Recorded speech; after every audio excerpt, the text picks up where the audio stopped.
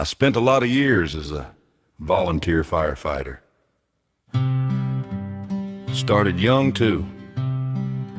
When I was about 15 years old, I joined the Forsyth Fire Department as a rookie. At that age, you can't do a whole lot at scenes yet, but they start teaching you things early.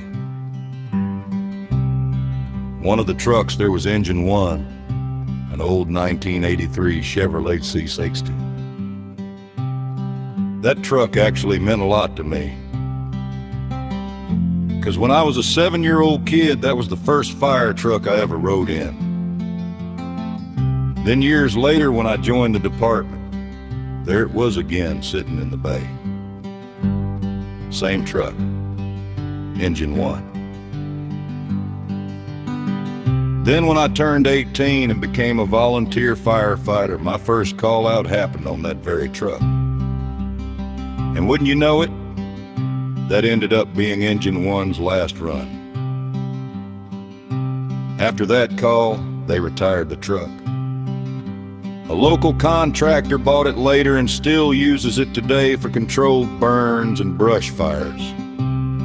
So that truck that got me excited about firefighting as a kid and carried me on my first call as a firefighter is still out there working somewhere, just without the lights and sirens.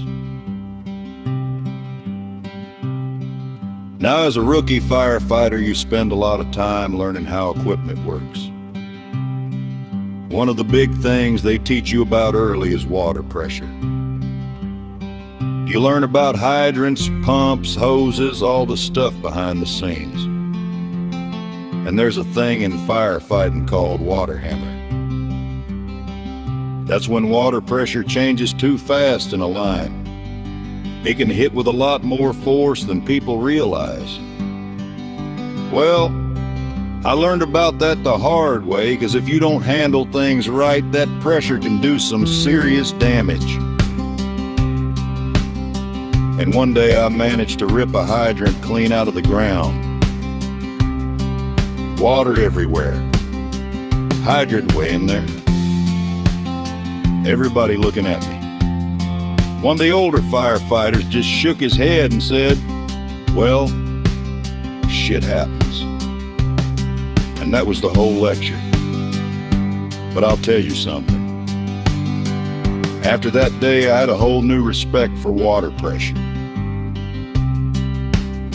Now firefighters are like any other crew. There's always a little bit of payback culture.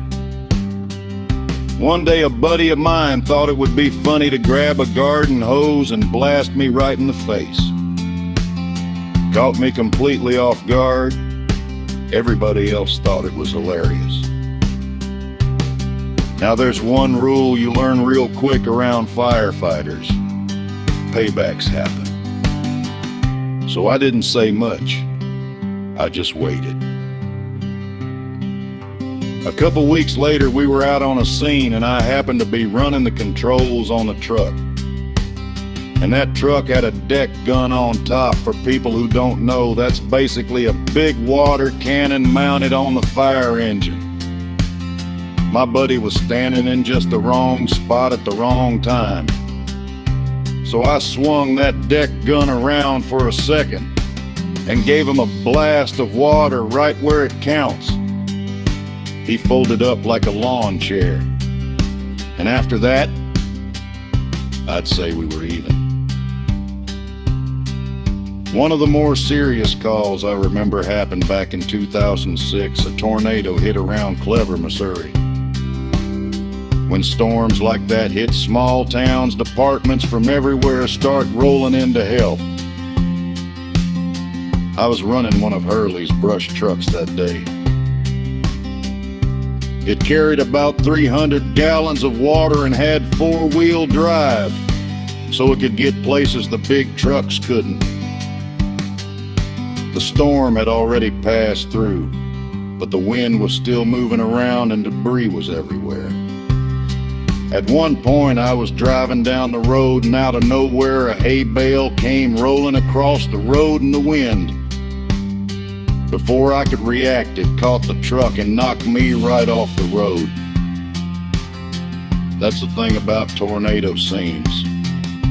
Even after the funnel cloud is gone, the storm can still be dangerous. But when you're on the fire department, you don't spend much time worrying about that. You just keep moving and go where people need help.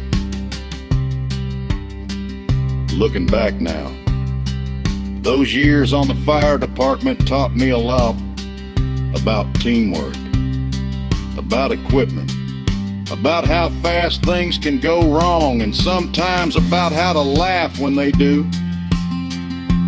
Because whether you're ripping a hydrant out of the ground, getting blasted with a hose, or chasing storms in a brush truck, one thing stays true in the fire service. Sometimes shit just happens.